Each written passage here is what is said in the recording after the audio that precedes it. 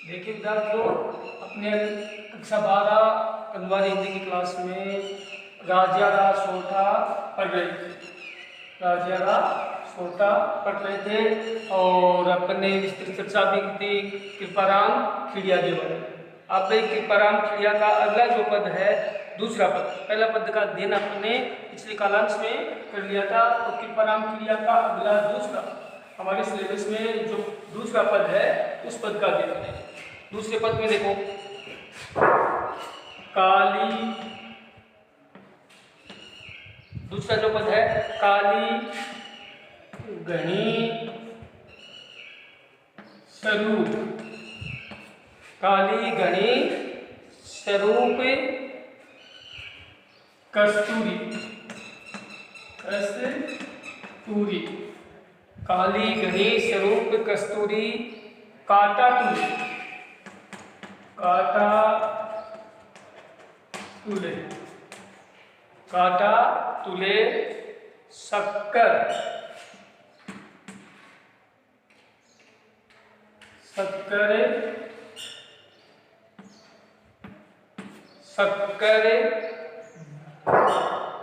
घनी स्वरूप, घनी स्वरूप और रोड़ा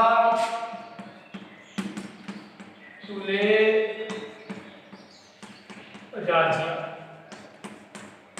तो कवि कृपाराम खिड़िया, इसका प्रसंग क्या हो गया? प्रसंग हो गया कवि कृपाराम खिड़िया अपने शिष्य, अपने सेवक राजिया को संबोधित करते हुए कहते हैं कि हे राजिया, इस संसार में काली घनी, यानी जिसका रंग क्या है? काला है और स्वरूप है जो देखने में क्या है? सुंदर नहीं दिखाई देती है। क्या? कस्तूरी। अब एक कस्तूरी अर्थ जानने के लिए हमें थोड़ा सा देखना पड़ेगा मृग, मृग अर्थात हिरण। हिरण जो जानवर होता है, उस जानवर के नाभि में क्या ऐसा माना जाता है कि हिरण जो जानवर है उस जानवर की नाभि में किसका निवास स्थान होता है? कस्तूरी। कस्तूरी नामक एक पदार्थ है जो किसकी नाभि में मिलता है? मृग की नाभि में मिलता है। काटा होता है, काटा होता है तोलने का तराजू। काटा का क्या हो गया? तराजू। और तराजू भी ऐसा तराजू होता है जिस तराजू में बहुमूल्य, जिसका बहुमूल्य जो भी वस्तुएं होते हैं, सोना चांदी, और इन को जो तोलने के लिए जो तराजू होती है, उस तराजू की संरचना होती है, उसकी बनावट होती है, वो छोटी आकृति की होती है, अर्थात उसके जो मापक होते हैं वो ग्राम से भी छोटी आकृति की जो भी संरचनाएं होती हैं उनको तोलने में क्या लिया जाता है? काटा लिया जाता है। और काटे का मतलब हो गया तराजू। तुले मनी तोला जाता है। शक्कर, शक्कर का अर्थ होता है चीनी, मीठा, चीनी। घनी, घनी मनी बहुत, और स्वरूप मनी सुंदर दिखाई देने वाली। और रोड़ा होते हैं, रोड़ा प्राचीन समय में जो तराजू होती थी, और तराजू में जो वस्तुएं क्या होती थी, वस्तु के माप करने के लिए, तोलने के लिए, और जो बाट होते थे, जो उनका वजन निर्धारित करने के लिए जो बाट होते थे वो किनके बने होते थे? पत्थर के बने होते थे, यानी उनको पत्थरों के माप से तोला जाता था।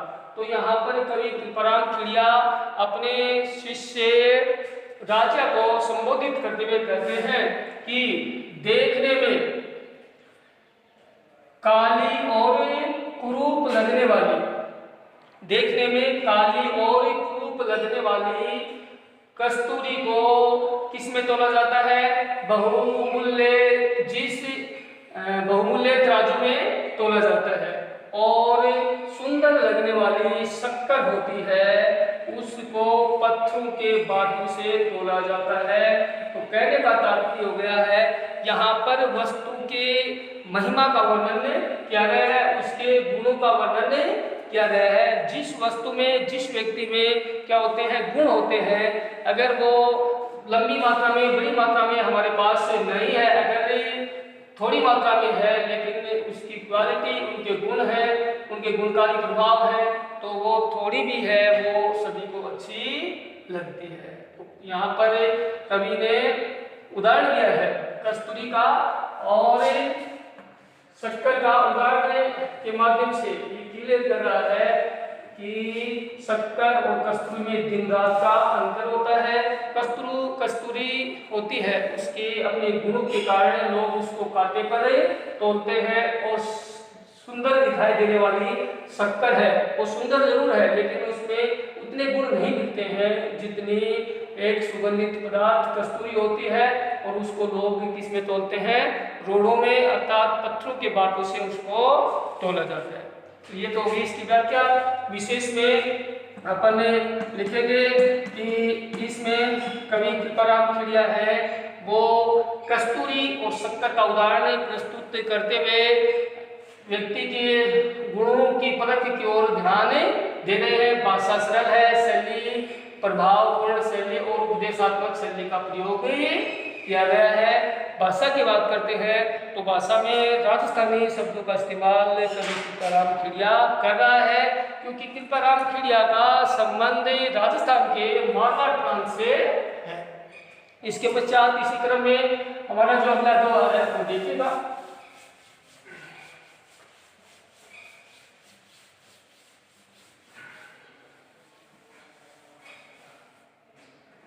अगला जो दोहा है डूंगर जलती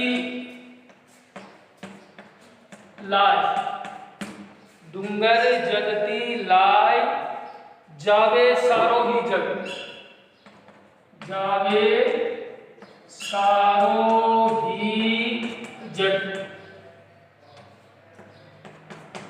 दूसरी पंक्ति है पर जलती, पर जलती, पर जलती निज पार, निज पार, पर जलती निज पाय रति न सूझे राजिया, रति न सूझे राजिया। देखिए कृपाराम खेड़िया पहले पद में बता रहे हैं डूंगर, डूंगर का अर्थ होता है पहाड़, डूंगर का अर्थ क्या हो गया पहाड़ या पर्वत, ठीक है। जलती मानी जलती है, यानी जब आग पहाड़ी या डूंगर पर लगती है तो सब लोग उसको क्या कर लेते हैं, जब मानी संसार, सारा संसार देख लेता है कि फलाने पर्वत पर लाय लगी हुई है, आग लगी हुई है। पर जलती निज पा, पर निज मानी अपने और पाय मानी पैरों में, अपने पैरों में जलती हुई आग को कोई नहीं देखता है। रति ने, रति मानी बहुत कम, एकदम तुच्छ, कम, बहुत कम। रति ने सूझे यानी दिखाई देने पर भी नहीं सूझती है, नहीं दिखाई देती है। कहने का तात्पर्य हो गया है कि सभी लोग दूसरों के अवगुणों को, दूसरों के अवगुणों को तो क्या कर लेते हैं, देख लेते हैं। यहाँ पर जो डूंगर जलती लाय है वो क्या है, अवगुण बताए गए हैं, यानी दूसरे के अवगुणों को तो देख लेते हैं सारा संसार है और टीका टिप्पणी कर देता है कि उस व्यक्ति में इस प्रकार के अवगुण है, वो किस प्रकार के, उनकी प्रकृति किस प्रकार के वो व्यवहार करता है। दूसरे के व्यवहार को तो तुरंत देख लेते हैं लेकिन अपने अंदर के जो अवगुण होते हैं उनको रति भर भी दिखाई नहीं देते हैं। सदा वे हमेशा अपनी प्रशंसा करते हैं, अपने अवगुणों का बखान कोई नहीं करता है और दूसरे के अवगुण है उनको एक तनिक मात्र, एक अक्षर मात्र में ही दिखाई देते हैं। ये तो इसकी होगी व्याख्या। विशेष में कोई बात आ रही कि व्यक्ति है वो अपने अवगुणों की बजाय दूसरे के अवगुणों पर ज्यादा ध्यान देता है और ये तो क्या होता है, संसार का नियम होता है कि अगर व्यक्ति अपने अवगुणों को ध्यान दे तो वो समाज में एक बड़ा दर्जा हासिल कर सकता है। अगली बात है कि जो शैली है वो क्या हो गई, देशात्मक शैली हो गई है। यहाँ पर कवि है, कृपाराम खिड़िया है, वो हर व्यक्ति के अपने अंदर मौजूद अपनी जो प्रकृति है, अपने अवगुण है, उनको सुधारने की जो शिक्षा है वो हमें प्रदान कर रहा है। बात अपन करते हैं भाषा की, तो भाषा है वो सरल और राजस्थानी शब्दों का इस्तेमाल किया। इसी प्रकार अपना इसी क्रम में अगला जो दोहा है वो देखिएगा।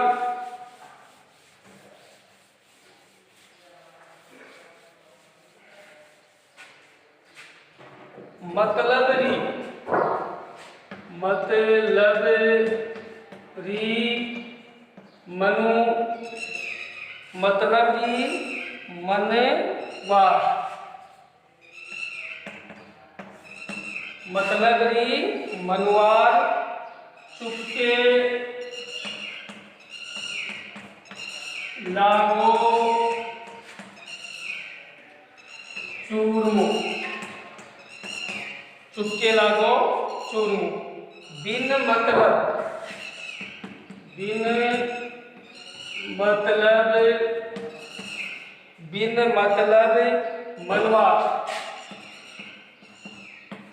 मनवास, बिन मतलब मनवार राग ने पावे राज्य, राग ने पावे राज्य। इस देखिए इसका प्रसंग लिखेंगे स्टूडेंट्स, तो प्रसंग में ये हो गया कि प्रस्तुति सोरठा है वो राजस्थानी कवि या मारवाड़ी कवि कहेंगे, कृपाराम खिड़िया द्वारा रचित है। कृपाराम खिड़िया अपने शिष्य राजा को संबोधित करते हुए कहते हैं मतलब री मनवा, यानी व्यक्ति को जब अपना मतलब का लगाएंगे अपना स्वार्थ, व्यक्ति को जब तक अपना स्वार्थ निहित होता है तब तक वे व्यक्ति एक दूसरे की मनवा करते हैं, उसको मनवाते हैं, उसको राजी करते हैं और क्या खिलाते हैं उसको, चुपके लागो चूरमा। चूरमे का अर्थ है ऐसा व्यंजन जो देसी घी और रोटी को पकाकर बनाया जाने वाला एक स्वादिष्ट व्यंजन होता है, उसको चुपचाप खिला देते हैं। यानी किसी व्यक्ति से जब हमें स्वार्थ सिद्ध करना होता है तो उस व्यक्ति को हम क्या खिलाते हैं, चूरमा खिलाते हैं, उसको राजी करने के लिए क्या देते हैं, चूरमा देते हैं। और जब हमारा मतलब निकल जाता है, जब व्यक्ति का स्वार्थ सिद्ध हो जाता है तो उसको क्या नहीं मिलती है, राब। राब का अर्थ देखिए, राब एक गन्ने का जो जूस होता है और उसमें जो गन्ने के जूस में जो मिलने वाला एक क्या होता है, रस होता है, यही अपन रस लेंगे। एक होता है राजस्थानी भाषा में राब का अर्थ होता है राबड़ी, क्या होता है, राबड़ी। तो अपन इसका अर्थ गन्ने के रस के रूप में भी ले सकते हैं और राबड़ी के अर्थ में भी ले सकते हैं। तो कवि कृपाराम खिड़िया राजिया को संबोधित करते हुए कहता है कि मनुष्य है वो अपने स्वार्थ के वशीभूत होकर जब अपने स्वार्थ की सिद्धि करता है तो वो हर व्यक्ति को चूरमा खिलाता है और जो ही उसका स्वार्थ सिद्ध होता है तो उसके पश्चात वो उसका ध्यान नहीं रखता है, उससे उस व्यक्ति का कोई वास्ता या लेना देना नहीं होता है और उसको वो मात्र एक गिलास गन्ने का रस या एक गिलास राबड़ी तक नहीं दिखाता है। तो इस पद में कवि कृपाराम खिड़िया यही संदेश देते हैं कि मनुष्य को क्या नहीं होना चाहिए, स्वार्थी नहीं होना चाहिए। तो ये बिंदु हो गए, किसके विशेष के बिंदु हो गए हैं। कवि है वो स्वार्थी प्रवृत्ति का विरोध करते हुए निस्वार्थ भावना की प्रेरणा इस पद में हमें दे रहा है। दूसरी बात भाषा शैली और शैली है वो उपदेशात्मक है, राजस्थानी शब्दों का इस्तेमाल किया गया है और बाकी इसमें वो कोई हार्ड है नहीं। अगला देखते हैं अपन पांचवा पद, कृपाराम खिड़िया का पांचवा, कृपाराम खिड़िया का पांचवा पद। पांचवा पद है मुख ऊपर मिठास, मुख ऊपर मिठियास ऊपर मिठियास, घट माही खोटा घट माही खोटा खोटा गड़े।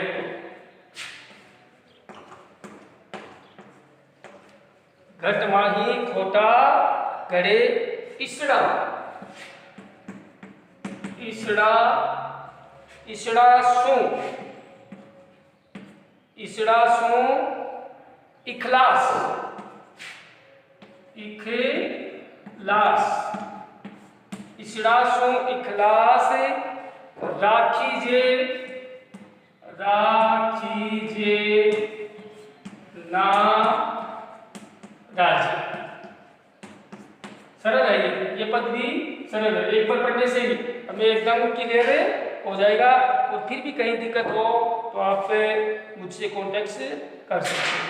देखो, मुख ऊपर मिठियास, जो व्यक्ति अगर किसी के सामने बैठा है तो क्या करता है, मीठी मीठी बातें करता है। और यहाँ पर घट है मन में, मन माही, और मन के अंदर क्या होता है, खोटा होता है, स्वार्थ रखता है। क्या रखता है, स्वार्थ रखता है। यानी कहने का मतलब हो गया कि सामने तो मीठी मीठी बातें करता है और जब जो ही पीछे हट जाता है तो पीठ पीछे क्या करता है, हमारी बुराई करता है। इसड़ा सू ये रास्ता निश्चित हो गया। इखलास, इखलास का अर्थ होता है मित्रता रखना, ऐसे व्यक्तियों के साथ मित्रता रखना। और राखी रखना, और यह गया रखना, ना मानी नहीं, राजिया संबोधन हो गया। तो यहाँ पर कवि कहता है ऐसे से, इसड़ा इसड़ा का अर्थ होता है ऐसे से, ऐसे व्यक्ति से, ऐसे व्यक्ति से मित्रता नहीं रखनी चाहिए। जो अगर अपन प्रत्यक्ष होते हैं, सामने होते हैं, तो वो हमारी बड़ाई करता है, हमारा गुणगान करता है, और उसके मन के अंदर क्या छिपा होता है, स्वार्थ छिपा होता है। और जो ही हम उससे अप्रत्यक्ष रूप में होते हैं तो वो हमारी दिन रात बुराई करता है। ऐसे लोगों से हमें सावधान रहने की प्रेरणा है, वो कभी मिलता है। व्याख्या हो गई, इसका प्रसंग हो गया प्रस्तुत सोरठा। हमारी पाठ्य पुस्तक में कवि कृपाराम खिड़िया द्वारा रचित सोरठे से लिया गया है। और इसमें कवि ने मनुष्य के क्या होता है, दिखावटी प्रवृत्ति का वर्णन किया है। और व्याख्या में हो गया, कवि कृपाराम खिड़िया राजिया को संबोधित करते हुए कहता है कि ऐसे व्यक्ति से मित्रता नहीं रखनी चाहिए जो सामने तो मीठी मीठी बातें करता है, और कहने का अर्थ हो गया लोकोक्त योगी की पीठ पीछे छुरा भोंकना, कि जो ही अपन उससे दूर होते हैं तो क्या करते हैं, उससे छुरा भोंक देते हैं। ऐसे व्यक्ति से हमें सदा दूर रहने की प्रेरणा है, वो इस पद में देंगे। तो विशेष के अंतर्गत देखेंगे अपन, इसके अंदर विशेष में 3 बिंदु लगाएंगे। भाषा सरल है, शैली उपदेशात्मक शैली है, और कृपाराम खिड़िया बता रहे हैं कि स्वार्थी लोगों से सदा दूर रहना चाहिए। जो लोग मन के खोटे होते हैं उनसे मित्रता नहीं करनी चाहिए, सदा उनसे दूर रहना ही जीवन में लाभदायी होता है। अगला पद देखिएगा इसी क्रम में।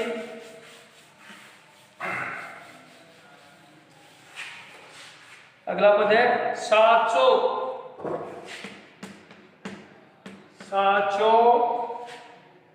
मित्र सचेत, साचो मित्र सचेत कहियो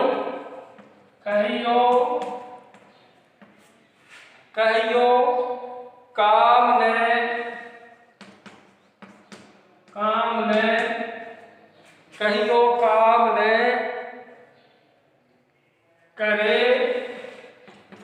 कैसो, कहियो काम न करे कैसो। हरि अर्जन रे हेत, हरि अर्जन रे हेत कर हाक्यो रक्त कर हाक्यो राजा। राजा ये भी सरल है।